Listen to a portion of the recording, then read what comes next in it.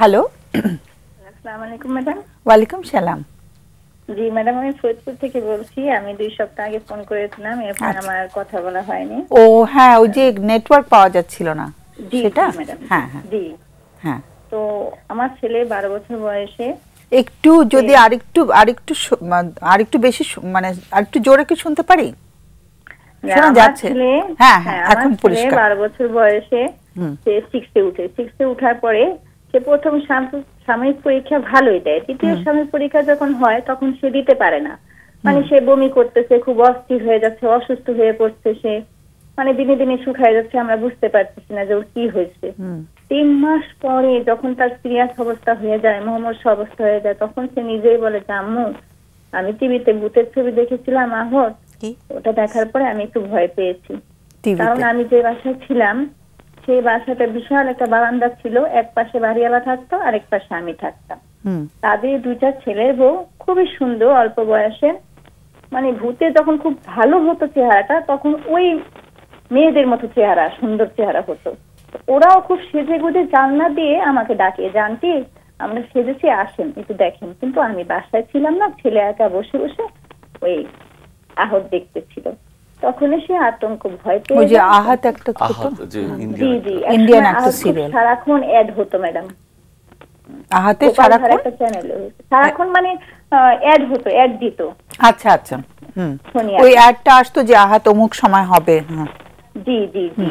আর ও তখন হচ্ছিল, ও দেখছিল, কিন্তু আমি তো বাসায় ছিলাম না। আমি আমার ছোট মেয়েকে নিয়ে একটু ঘুরতে বেরিয়েছিলাম বাসার নিচে। তো তখন ভয় পেয়েছে, আমাকে বলে নাই। ওরা এসে জানলা দিয়ে ডাক দিচ্ছে আর ওটা দেখতেছে, এরকম সেজে গুজে ও ভয় পেয়ে গেছে। 3 মাস পরে যখন ও বললো, তখন তো মনে করেন যে ওর খুব অবস্থা খারাপ, হঠাৎ করে সেন্সলেস হয়ে যেত। সেন্সলেস হয়ে যাওয়ার পরে ওরে আমাদের পার্শ্ববর্তী একজন শিশু বিশেষজ্ঞ আছেন, তাকে নিয়ে দেখানোর পরে সে ওষুধ দেয়। তারপর 3টা বছর তার ট্রিটমেন্টই চলে। 3 বছর পরে যখন তার সিরিয়াস অবস্থা হয়ে যায়, তখন সে আর ট্রিটমেন্টটা ছেড়ে দিয়ে আমাদেরকে ফরিদপুর একজন ব্রেনের ডাক্তার ফরিদ আহমেদকে দিল। তার কাছে গেলাম, তার কাছে যাওয়ার পর অনেক ওষুধ খাওয়ানোর পরে আর উল্টা পাল্টা হয়ে যাচ্ছে। এরকম করে একটার পর একটা ম্যাডাম 11টা ডাক্তার আমি দেখিয়েছি, কিন্তু ওর কোনো ইমপ্রুভ আমি কিন্তু ওর উপসর্গ কমছে না। না, কোনো উপসর্গ না, দিনে দিনে ও খারাপই হয়ে যাচ্ছে। ওর কোনো উন্নত আমি দেখতে পাচ্ছি। এখন আমি কি করব? 19 বছর চলছে তার। এখন সে মানে নিজে হাতে খেতে পারে না, চলাফেরা সে একা কিছুই করতে পারে না। একা কিছু করতে পারে না? না। কি ও এখন কি করে? পড়াশোনা? আমার পারিবারিক কিছু সমস্যা আছে। আমার হাজবেন্ডের সাথে আমার তেমন একটা মানে মিল নাই, অমিলে আমাদের বেশি হয়। এখন সে এক সাইডে থাকে, আমি এক সাইডে, আমার বাচ্চাকে নিয়ে ওপারে ভাড়া থাকি। উপরে ভাড়া থাকি মানে? জি। একই বাড়িতে না দুজন? না, একই বাড়িতে না, দুজন। সে থাকে তার বাবা মার ওখানে, আমি থাকি আলাদা। আর কতদিন ধরে এটা? এটা আমি গ্রামের বাড়িতে 2 বছর ছিলাম। ওখানে যে দেখে আমাদের মিল হচ্ছে না, অমিল হচ্ছে, শেষে আজকে 3-4 মাস ধরে আমি নিজেই এখন প্রাইভেট পড়াচ্ছি। পরে আমি এখানে চলে আসছি, আমি নিজেই ভাড়া দিয়ে এখানে থাকি বাচ্চা কাচ্চাদের নিয়ে। ওর বাবা খরচ দেয়, সপ্তাহে আসে, এসে টাকা পয়সা কিছু দিয়ে যায়, তা দিয়ে আমাদের সংসার চলে। কতদিন ধরে এই বন্দোবস্ত চলছে? আমাদের বিয়ের পর থেকে অমিল, বিয়ের বয়স 23 বছর। আচ্ছা। কিন্তু তারপর থেকে এখন মানে আমরা ডিভাইডেড হয়ে গেছি। ও এক সাইড থাকে, আমি এক সাইড থাকি। মানে ও তো বড় সন্তান না, যার কথা শুনছি, 19 বছর বয়স। খুব ব্রেন ছিল, খুব ভালো মেধা ছিল, ওর জীবনে বৈজ্ঞানিক হওয়ার ইচ্ছা ছিল। আহা, ওকে কি এই অশান্তিগুলো দেখতে হয়েছে ছোটবেলা থেকে? বুঝতে পারছি না ম্যাডাম। ওকে কি অশান্তিগুলো ছোটবেলা থেকে দেখতে হয়েছে? না, ও ছোটবেলায় খুব চুপচাপ, খুব সভ্য। না, ও কি দেখতে হয়েছে নাকি? হয় না যে বাবা মার মধ্যে যে একটা মতবিরোধ, সেটা ওকে ছোটবেলা থেকে দেখে আসছে। সেটাই। একটু কি মানে উত্তেজনা হয়ে যেত কথাবার্তার মধ্যে? একটু কথা কাটাকাটি? কি ধরনের অশান্তি হতো? আমাদের মনে করেন বেশি প্রবলেমটা হচ্ছে আপনার মানে সংসার টানাটানি, এই পরিস্থিতি আর বেশি হতো। আচ্ছা, টাকা পয়সা আমাদের হতো না কখনো ঝগড়ায়। সংসার টানাটানি, সংসার চালাতে পারতো না, এই নিয়ে আমাদের বেশি ভেজাল হয়। সেটা নিয়ে কি একটু মানে উচ্চ স্বরে কথাবার্তা বলা? হ্যাঁ হ্যাঁ হ্যাঁ ম্যাডাম, খুবই উচ্চ স্বরে। বাবা খুবই রাগী, কথা বলতে গেলে সে মানে বিপরীত দিকে চলে যায়, তাকে রাগ থামানো যায় না, সে মানে খুবই তোলপাড় করে। কখনো কি গায়ে হাত তোলার ব্যাপারটাও ঘটেছে? হ্যাঁ ম্যাডাম, অনেকবার ঘটেছে। এবং এই বাচ্চাটা অনেক কিছু প্রত্যক্ষ করেছে, তাই তো? জি জি জি, হ্যাঁ ও বলে যে তোমরা তো ঝগড়া করেছো আম্মু, এটাও আমার সাথে জড়িত। সেটাই,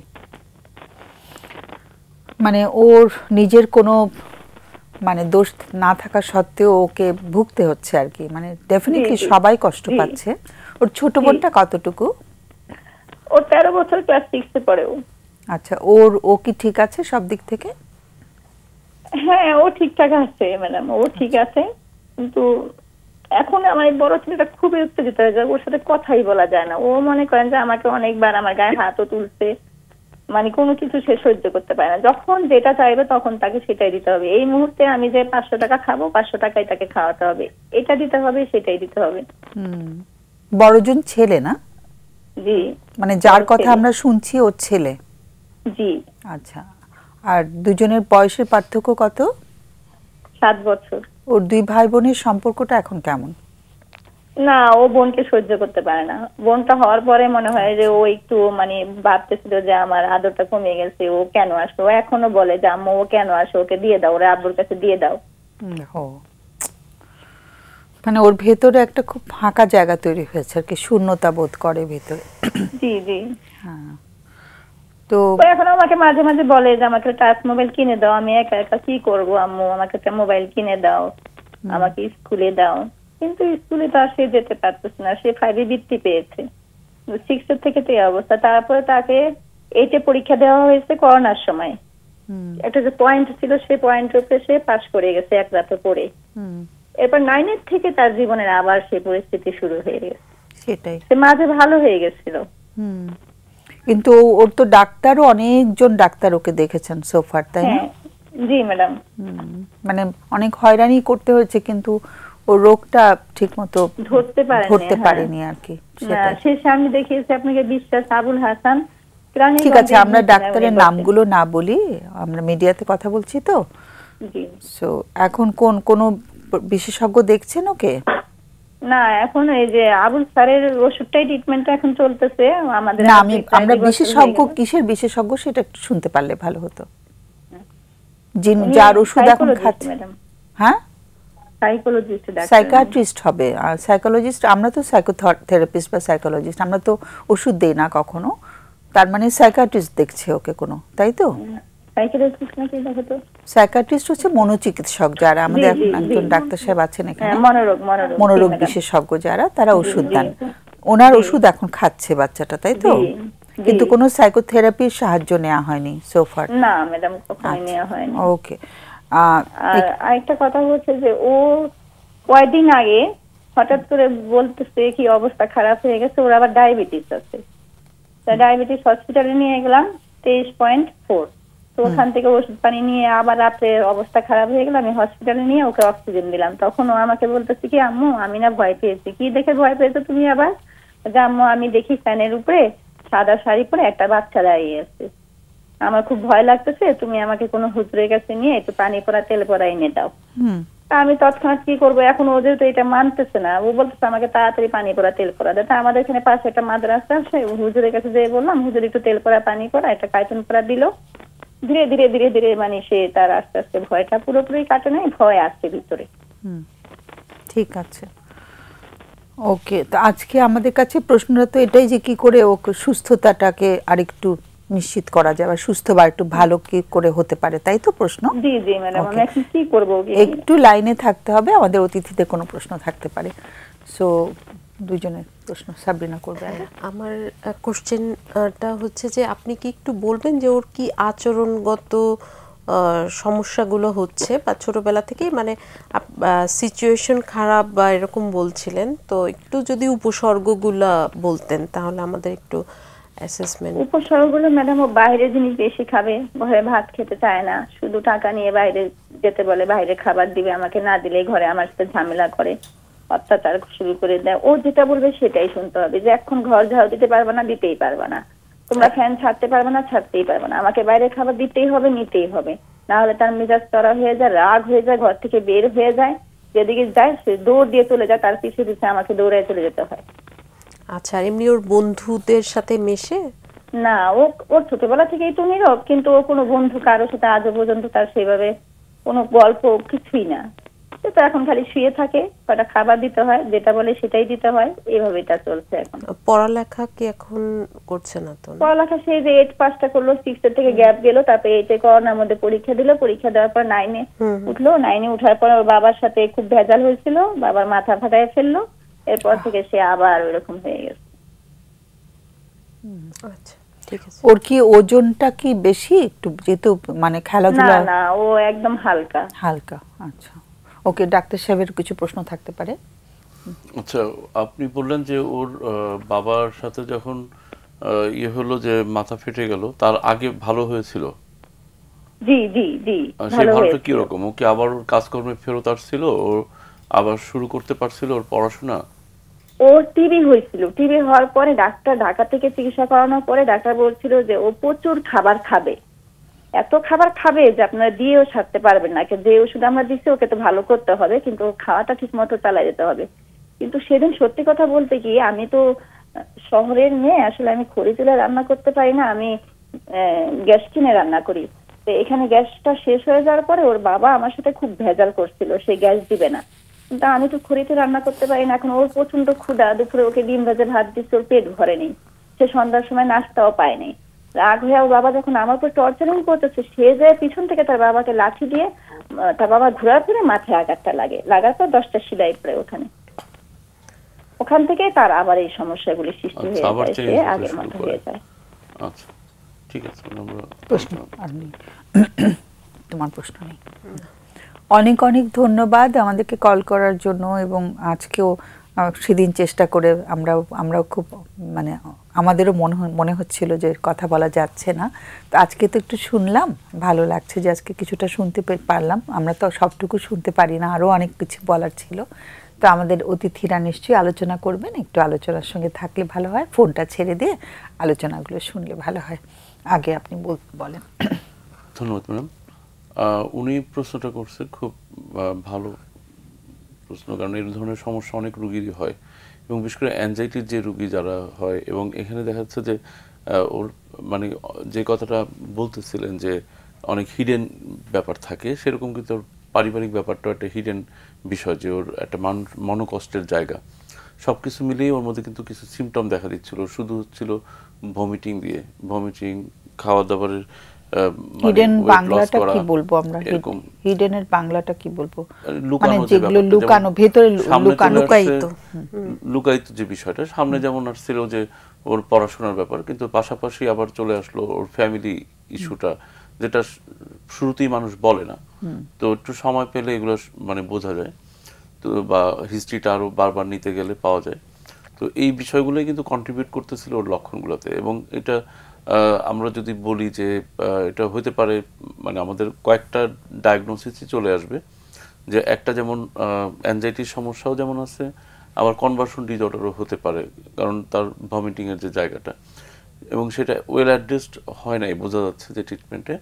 এবং এরপরে যেটা হচ্ছে যে আমি মানে এর আগেও বলছিলাম যে আমাদের দুইটা বিষয় নজর দিতে হবে, শুধুমাত্র ওষুধ না এবং শুধুমাত্র মানে থেরাপি না, দুইটা মিলেই একটা ভালো ফলাফল পাওয়া যাবে। এই রোগীর ক্ষেত্রে কিন্তু আমরা দেখছি যে সেই জায়গাটা মিসিং হয়ে যাচ্ছে, তাকে ওষুধ দেওয়া হচ্ছিল, কিন্তু থেরাপি বা কাউন্সিলিং বা এই ধরনের কোনো সেশনের মধ্যে দিয়ে সে যায় নাই। তার ফলে কি হচ্ছে, তার এই বিষয়গুলোকে ওইভাবে নোটিস করা হয়নি, তার স্ট্রেসটাকে ওইভাবে কমানো হয়নি। শুধু ওষুধের উপর তো আসলে একটা পেশেন্ট পুরোপুরি ভালো থাকবে না, এবং পরবর্তীতে যেটা হচ্ছে যে তার পারিবারিক অশান্তি থেকে তার মধ্যে কিছু কন্ডাক্ট প্রবলেমও চলে আসছে, মানে আচরণগত কিছু বিষয় যেটা আসলে অ্যাংজাইটি রোগীদের থাকে না, তার মধ্যে আমরা কিছু উগ্র আচরণের মধ্যে অ্যাঙ্গার থেকে, তো সেটাও কিন্তু আসলে এই মানে আমাদের চিকিৎসার মধ্যেই চলে আসে, যে এই ধরনের পরিবর্তনগুলা, সেগুলোকে পরিবর্তন করার জন্য যে আমরা যে থেরাপিগুলো দেই, সেটা কিন্তু আসলে এই জায়গায় অনুপস্থিত, যে কারণে পেশেন্টের এটা পাওয়া যাচ্ছে। তবে ওর মানে যে কোনো জায়গা থেকে শুরু করা যেতে পারে, মানে আমাদের এখন যে অবস্থা আছে, ওর তো অনেক কষ্ট আছে, সেইগুলোকে যদি কমিয়ে নিয়ে আসা যায়, ওর সাথে ভালো র্যাপো বিল্ড আপ করা যায়, তাহলে কিন্তু ও নিজেই কোঅপারেট করবে। কারণ ও তো এটা থেকে, এই যন্ত্রণা থেকে বের হতে চায়, সেই জায়গা থেকে বের হয়ে আস্তে আস্তে কিন্তু আবার ভালো হয়ে একটু ডাক্তার সাহেব আমি একটু মানে আমার একটা জায়গা যে কনসার্নের জায়গাটা, মানে এমনিতেই তো টাকা পয়সা নিয়ে বাবার সাথে যথেষ্ট যুদ্ধ হয়ে গেছে এই পর্যন্ত, চিকিৎসার খরচটাও কিন্তু যথেষ্ট, কারণ থেরাপি তো আবার মানে হয় না যেটা চলমান থাকতে হয়, থেরাপিস্ট একটু সময় নিয়ে কথা শোনেন, তো সেই যে খরচটা জোগানো তো মানে আমি জানি না আসলে কতটুকু, মানে মা তো ভীষণই নিজেও ভেঙে পড়েছেন বোঝা যাচ্ছে, তাই না? সেখানে চিকিৎসার কস্টটাও যদি মানে থেরাপির জন্য আবার আরেক ধরনের পদ্ধতির মধ্যে ঢোকা হবে, তো তো সেক্ষেত্রে আপনি কি কোনো এমন জায়গা বলতে পারেন কিনা যেখানে আর একটু কম কস্টে? যেমন একটা তো হচ্ছে যে আমরা মানে সবচেয়ে কম খরচে যে থেরাপিটা, সেটা তো ঢাকা বিশ্ববিদ্যালয়ের যে মানে দুটো বিভাগ আছে, দুটো বিভাগই পাওয়া যাচ্ছে, 4 তলা এবং 5 তলা কলা ভবনে। আর একটা হচ্ছে যে আমাদের বঙ্গবন্ধুতেও যেটা হচ্ছে যে ওখানে বঙ্গবন্ধু মানে বাংলাদেশ মেডিকেল ইউনিভার্সিটি, ওখানেও কিন্তু সাইকোথেরাপি আছে। তো আমাদের ওখানে যেটা হয় যে মানে কম চার্জ 300 টাকা নেওয়া হয়, আর ঢাকা ভার্সিটিতে বোধহয় কোনো চার্জ ওরকম থাকে না। না, ঢাকা ভার্সিটিতে একটা চার্জ, ওখানেও চার্জ আছে। আচ্ছা, মানে এরকম একটা চার্জ, কিন্তু মানে প্রাইভেটে তো আসলে এর চেয়ে অনেক বেশি চার্জ দেয়া লাগে। আর প্লাস হচ্ছে রোগী থাকতেছে ফরিদপুরে, সেখান থেকে কিন্তু তার আসা যাওয়ার একটা খরচের ব্যাপার আছে। এখন ভালো কিছু করতে গেলে তো আসলে কিছু খরচ করতেই হবে, এটার কোনো বিকল্প নাই। আর এটা এইসব চিকিৎসা অনলাইনে খুব একটা কাজ করে না, কারণ ওর অনেক ক্ষুদ্র ক্ষুদ্র ইমোশন আছে যেগুলো আমাদের অনলাইনে ধরা পড়ে না, আমরা বুঝতে পারি না, সেটাই মিসিং হয়ে যায়। তাহলে একটু কঠিনই আর কি চিকিৎসা নেওয়াটা। হ্যাঁ, সাবরিনা, আমার কাছে মনে হয়েছে যে ওর সাইকোথেরাপিটা খুবই দরকার, কারণ ওর ইন্ডিভিজুয়ালি যদি কাজ করা হয়, যেমন আসলে তো আমাদের ওই যে জিরো যে মানে একটা কনসেপশন থেকে একটা বাচ্চার নিড তৈরি হয়, ফিটাসেরও নিড তৈরি হয়, তো এটা প্রতিটা স্টেজে আমাদের ওই বয়স অনুযায়ী যে নিড, একটা ছোট বাচ্চা সেই সময় তার যে মায়ের মানে ওয়ার্ম কাডল নিডটা থাকে, যে মা জড়ায় ধরবে, সো তাকে টাচ, এগুলো তার সেই সময়ের নিড। তো প্রতিটা স্টেজে হ্যাঁ মায়ের ভয়েস, সো এই চাহিদাগুলো যখন পূরণ হচ্ছে না, তখন আমার ব্রেনে একটা যে ওই সময় একটা এক ডিসকমফোর্টটা মানে একটা খারাপ লাগা অনুভূতিটা তৈরি হলো, ওটা আনকনসিয়াসলি ব্রেনে ইনস্টল হয়ে যাচ্ছে, মস্তিষ্ক নিয়ে নিচ্ছে যে I am not feeling good. So সেই অনুযায়ী নেতিবাচক অভিজ্ঞতা ফলে আমি কিছু নেতিবাচক ধারণাও নিজের মধ্যে চলে আসে যে আই এম নট ইম্পর্টেন্ট, আমি আই ডোন্ট ডিজার্ভ লাভ, আমি ভালোবাসা ডিজার্ভ করি না প্যারেন্টসের কাছে। ওগুলো দেখে দেখে ওর কিছু জিনিস নিজের সম্বন্ধে নেতিবাচক জায়গা তৈরি হয়েছে। কিন্তু আমরা ওর যে ইতিহাসটা, ওর কেস হিস্ট্রিটা শুনলাম, দারুণ মেধাবী ছাত্র ছিলেন, তো কিন্তু তার ওই সময় ফ্যামিলির এনভায়রনমেন্ট বা সব কিছু মিলায়ে তার যে জিনিসগুলো ফেস করতে হয়েছে, এবং বর্তমানে যে অ্যাগ্রেসিভ আচরণগুলো হচ্ছে মানে খুবই সিরিয়াস পর্যায়ে, বাবাকে মারতে আহত হয়েছে। সো এই জায়গাগুলো ওর একটু অনেকগুলো তার আনমেট নিড রয়ে গেছে, যে চাহিদাগুলো অপূরণ রয়ে গেছে। সো কিন্তু আমরা এটাই হচ্ছে নিউরোসায়েন্সের যে গবেষণায় যে হিউম্যান বিংয়ের এটাই প্লাস পয়েন্ট, যে আমি পাইনি দেখে যে এখন চেঞ্জ করতে পারবো না তা না, এখন সাইকোথেরাপি মেডিকেশনের ফলে আমি আবার আগের পর্যায়ে ফিরে যেতে পারবো। সেটাই।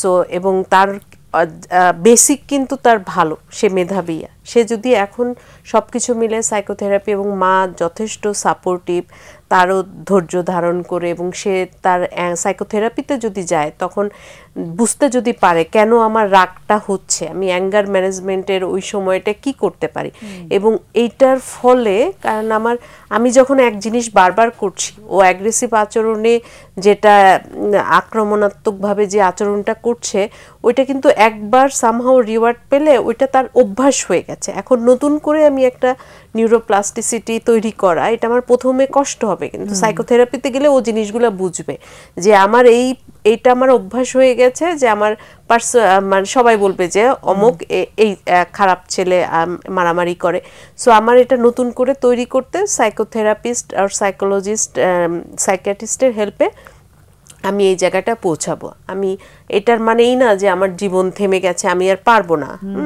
19 বছর কিছু না আসলে, সেটাই। সো ও যদি এই ইয়াগুলো কম্বাইন্ড মাল্টি মেথড অ্যাপ্রোচে ও ট্রিটমেন্টটা হয়, আমি মনে করি যে এটা থেকে বের হয়ে আসা সম্ভব। এখানে আমার মনে হচ্ছে যে মা এবং ছোট বোন যে তাদেরকেও ইনক্লুড করে থেরাপি ফ্যামিলি করা হয়।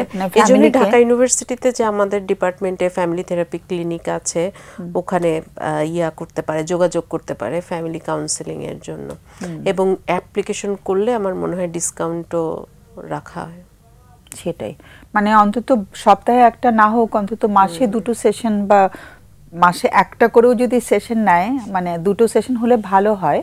কিন্তু মনে হচ্ছে যে গোটা ফ্যামিলি কিন্তু মানে একটা ঝুঁকির মধ্যে আছে আর কি, তাই না? তো ফ্যামিলিকে ইনভলভ করে যদি চিকিৎসা করা হয়, ওকে তো একটা মেইন ফোকাসে রাখতে হবে, তাহলে আমার মনে হয় देयर इज আ পসিবিলিটি আর কি, মানে পসিবিলিটি দেখা যাচ্ছে। অনেক স্ট্রেস কমে যাবে যখন অনেক স্ট্রেসটা লাঘব হয়ে যাবে, তখন কিন্তু অনেক স্ট্রেস কমে যাবে, এবং ফ্যামিলির মধ্যে যে একটা নিজস্ব যে বন্ধন, সেটাকে যদি শক্তিশালী করা যায়, সেটা কিন্তু ওদের জন্য পজিটিভ। ওদের রিলেশনশিপ গুলো যদি আরো এনহ্যান্স করা যায়।